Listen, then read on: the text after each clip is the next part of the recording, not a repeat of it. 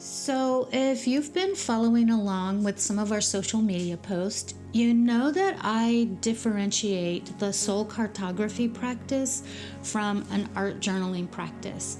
And I thought I'd share with you a little bit about what that looks like. So, this is the journal that I used during the course, that I modified, that I wrote in, that I painted while we were creating the course. So I'd just like to share that with you. It is not uncommon for me to be sitting in a coffee shop working in my journal and have somebody stop and ask me what it is that I'm doing. It's intriguing because some of these pages are very visually interesting, but I want to talk to you a little bit about why the soul cartography practice is different than an art journal, or the kind of journal that you might keep if you're an art student, or something that's very art, craft, scrapbooking focused. This practice is attached to what I call soul work. Soul work for me is connected to emotional intelligence, it's connected to spiritual practice, it's connected to personal growth. So I'm going to go through one of my journals and just talk to you a little bit about what is in these pages. So in the course, I talk about the details of how I created this book, but in the very big picture, what I did was I collected images, I collected stories, I collected questions, I paid attention to colors and things that were of interest to me. I also collected ephemera from my everyday life, ephemera being things that normally you throw away, like tickets or receipts. And sometimes I just take those tea tags, whatever, and put them in my book. And it does create this narrative of sorts of your daily living. So then, part of the power of this practice is the rhythm of reflecting. So that's what I want to do with you now. Okay, so here's the beginning of the book. I decided this time around that I wanted to paint the book. So I painted the book and then added some collage materials on the outside. When I went back to look, I noticed thematically that this particular book has this fuchsia color, and also there are quite a bit of floral pieces happening in here. So the first thing I do when I'm reflecting is I just kind of go through and I look for big ideas. So clearly here there's more floral, more of the pink color, more palette happening here, more florals, and I just kind of am looking for, gosh, it looks like wings are going to be a thing too. More wings, different palette. This is actually, these pages, there are about 3 pages in here that are from another time frame and another class that I took, but interestingly enough, here's the same palette. So those are the kinds of observations that I make. So palette, at first pass, I see that there's a pretty definitive fuchsia, blue, and some darker images, and then a little pop there. But again, throughout the book, there's the fuchsia. So one of the first things that I would do is just make note of that and explore perhaps the psychology of that color for me and what that means, because within this season of this time that I was keeping the book, that is a color that emerged, that was an emergent. So let me go through and let's just hit a couple of these pages. One of the things that I noted about this book is that it really gave me a bunch of questions to take forward. And that's one of the things that I really appreciate about this practice. So while I was collaging and sketching, I was also doing some writing. And one of the things that emerged as I made that pass through this book was that I was constantly asking questions. Was it fruitful? And then asking myself if that's even a metric that I want to use. There's a question here that says, what will I do to be powerful today? That question ended up being so important to me that I took it forward. I actually created this journal over the course of a couple of months during the summer, and that question ended up being so powerful that for the next 2 or 3 months, I kept it as a daily question. So I asked myself every day, what am I going to do to be powerful today? Because as I did some exploration and reflection over writings that were in the book and writings that emerged, I realized that that was actually a piece of personal growth for me. It had something to do with my relationship with deadlines and sabotage and how I walk in the world. And so that became an anchor question for me. So that's one of the things that will emerge from this practice, is that you will see themes, questions, images that give you information about how you want to walk forward. Another thing that I enjoy doing within the pages of my book is I take notes when I'm sitting with someone with their permission, and it helps me remember big pictures. It's not like every single word they say, but if I'm sitting with a friend and they ask me an insightful question, or they make a book recommendation, or they say a piece of wisdom that really lands with me and I don't want to forget it, I'll just ask permission, because I always want to be respectful of the person that I'm with. But I'll just ask permission. Can I take a minute and write down that book title? Or can I write down what you just said? That was really valuable to me. More often than not, people don't feel offended by that practice. They actually appreciate that you were listening to them and that you wanted to have a takeaway from the conversation. So I have many pages in this particular book from conversations, from listening to TED Talks, from books that I was listening to, where I wanted to keep a hold of something that captured my curiosity, captured my attention. And like I said, in this particular book, I just ended up curating this really rich set of questions that I have ended up taking forward into this current season of my life. I really love this page. It's got some important ideas and it's got some important visuals.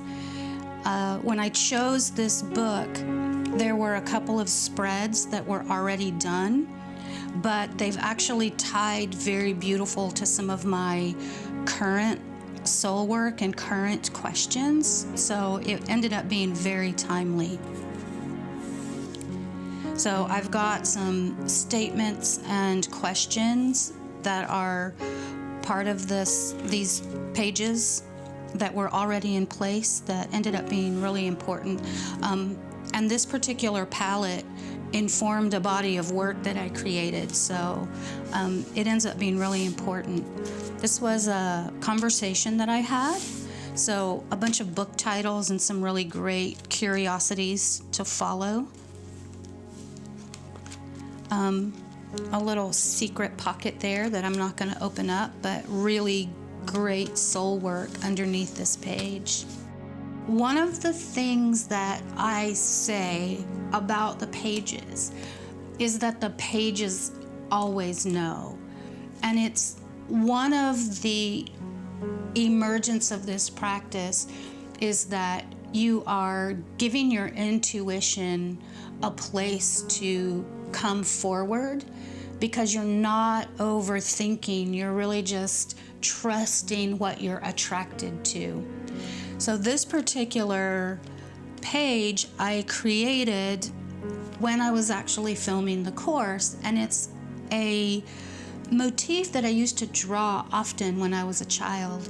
And so this whole idea of home, I actually drew it. I put it here in the book because I was filming the course, but I realized later when I was doing a full reflection of this particular book that I had put down this piece of found poetry in here. When I created the first page, which I don't always do at the beginning, we'll talk about sequence in the course, but when I came back and I created the first page, I put this piece of found poetry in the front of the book. It says, "Strengthened and so still that they could hear themselves, they realized and remembered treasures and place."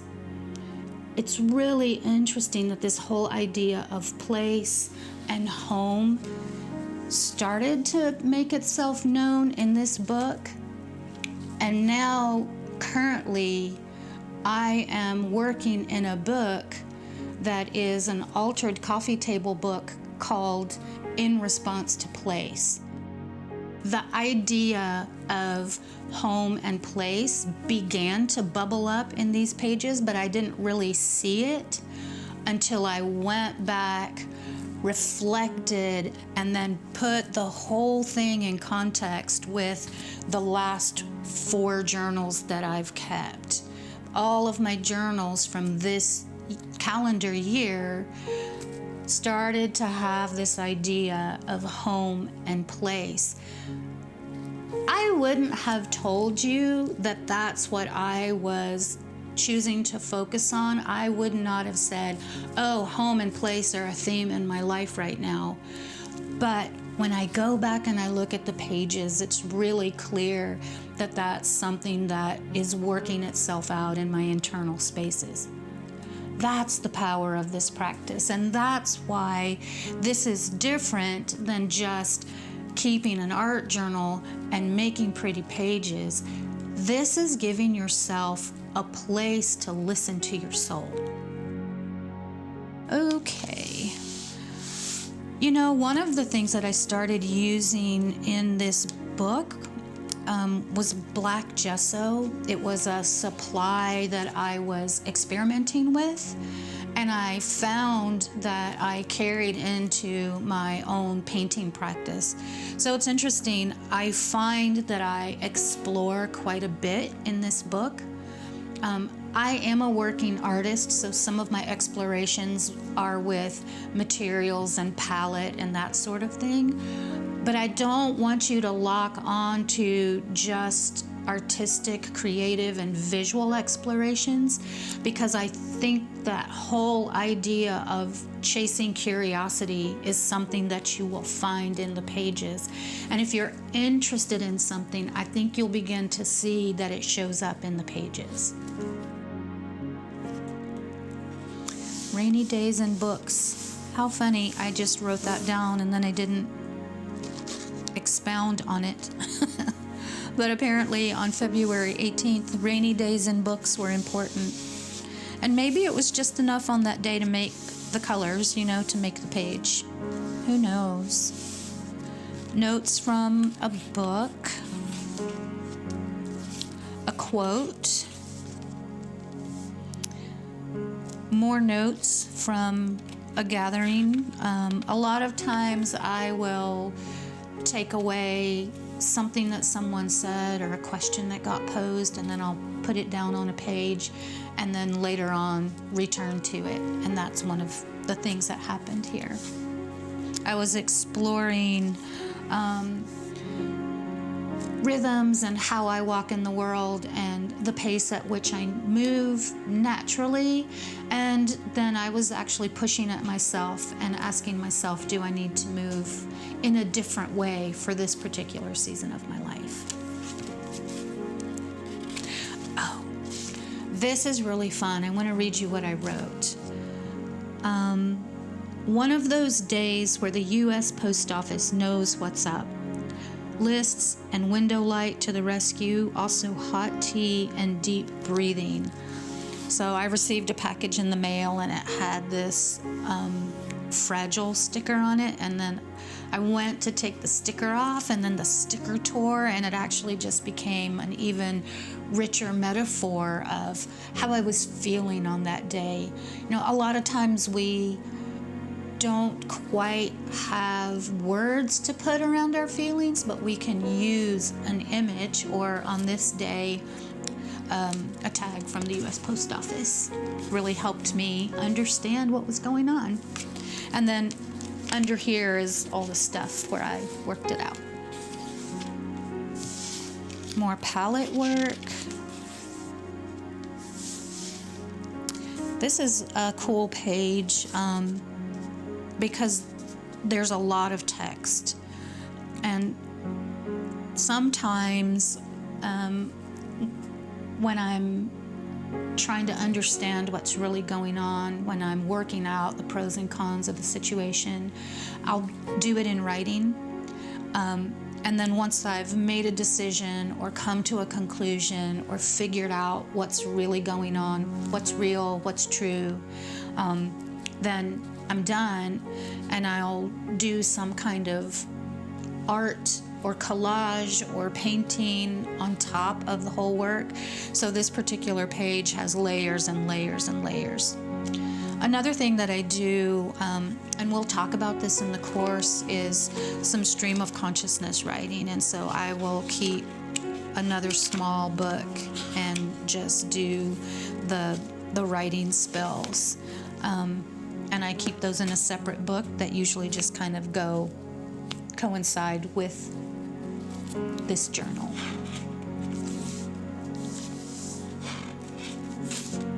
More conversations, dreams, notes, book lists, more conversations, book lists, dreams,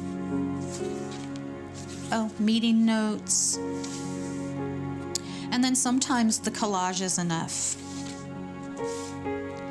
And then this ended up becoming a painting that I scaled up. Again, this book informs my creative practice, my own artistic creative practice.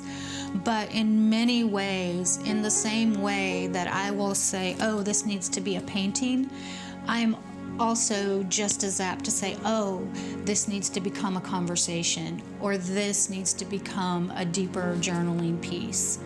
So I am super excited about inviting you to participate in Soul Cartography. It is so much more than an artistic practice. It's a beautiful artistic practice, but it has so much benefit for expanding emotional intelligence, deepening your self-awareness, and dipping into a very powerful spiritual practice. So welcome.